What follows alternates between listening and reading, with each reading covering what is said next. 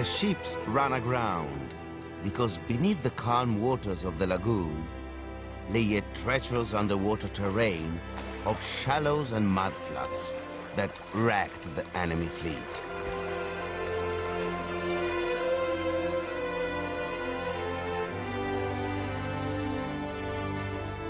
So it would be here the settlers built Venice. The waters of the lagoon would protect Venice from land attack, while the shallows would make attack by sea impossible. The city would be a miracle of its geography. But its location would also make life hard for the first Venetians. In summer, the heat and humidity can be almost unbearable. In the early days, malaria killed off many Venetians. In winter, the city lies exposed to the snows and biting wind, beating down from the Dolomite Mountains to the north.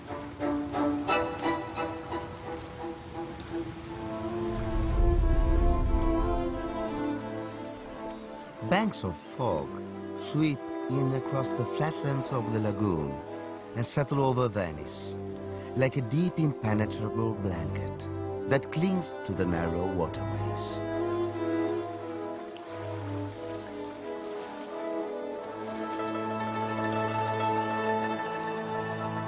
But the early Venetians set about making their new home into a place to live and work. They would expand the inlets and rivers of the Rivo Alto Islands into the greatest network of canals ever created.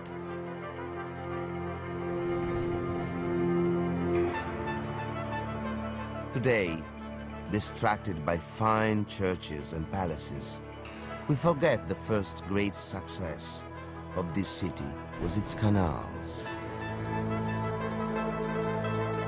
They are triumphs of early engineering, but they have always been a delicate balance, harnessing the tidal waters of the lagoon to men's needs.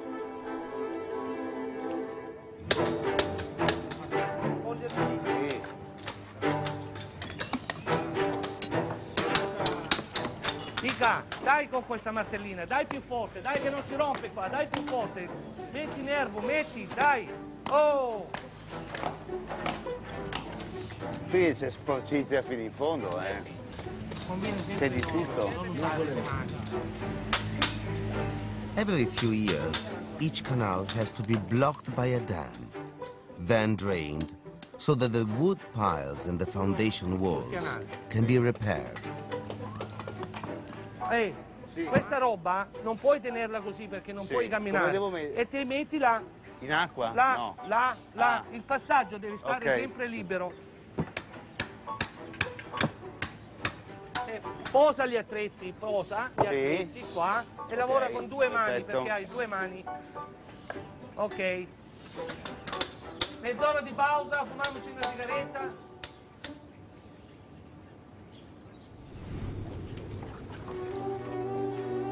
The spreading network of canals shaped the city that grew up around them.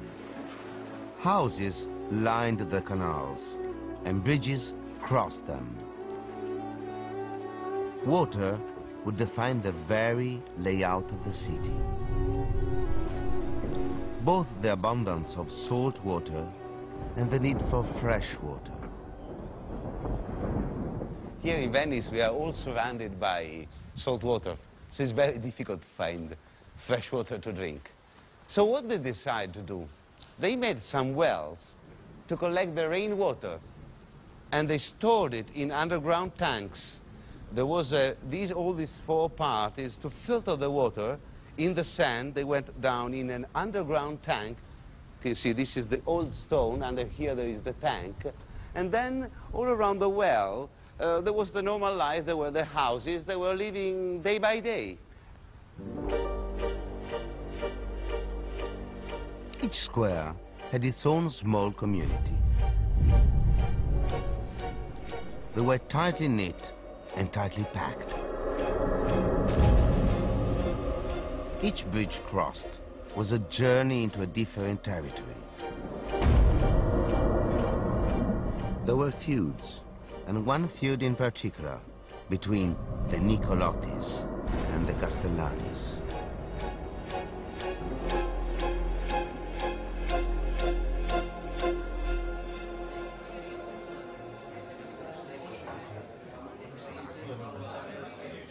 The Nicolottis and the Castellanis were gangs, sworn rivals.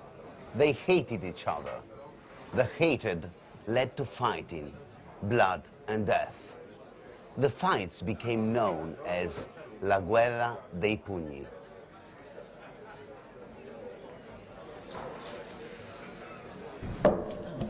The Castellanis were shipbuilders.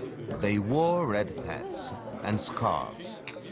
The Nicolottis were hard-living fishermen. They wore black. Castellani women wore flowers on one side of their breast, and the Nicolotti on the other breast.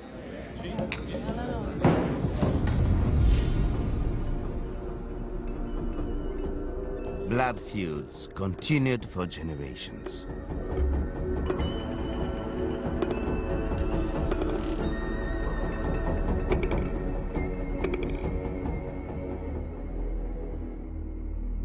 So Venice needed strong government to impose law and order. It was to evolve a system like no other in the world, and a ruler unlike any other, the Doge. The Doge was an elected ruler, head of a republic, not a monarchy. His descendants couldn't inherit, but he did live in a palace.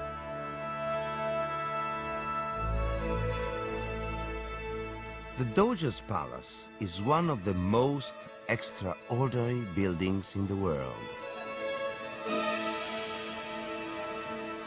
There's been a palace on this site from the early 9th century. From here, for almost 1,000 years, the Doge ruled Venice. The present building is a mix of Gothic and Classical, East and West, the marriage of styles that would come to define the look of Venice. The Doge could enjoy a fine palace at a time when other rulers hid themselves away in heavy medieval fortifications. Venice was beginning to exhibit the confidence that came with its miraculous location, impregnable to attack, protected by the lagoon.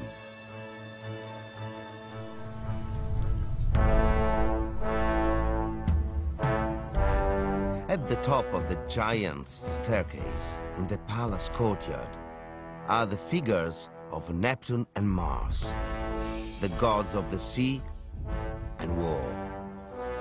It seemed as though Venice had tamed them both. This was the ultimate seat of power. The Doge presided over the ruling council here. Laws were made here and justice dispensed. Even the state prison was part of the palace. And at its center, the Doge lived in splendor. This is your Downing Street, Houses of Parliament, Tower of London, and Buckingham Palace rolled into one.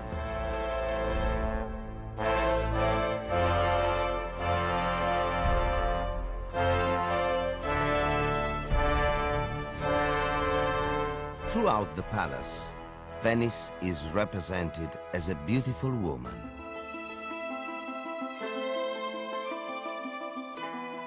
In painting after painting, she appears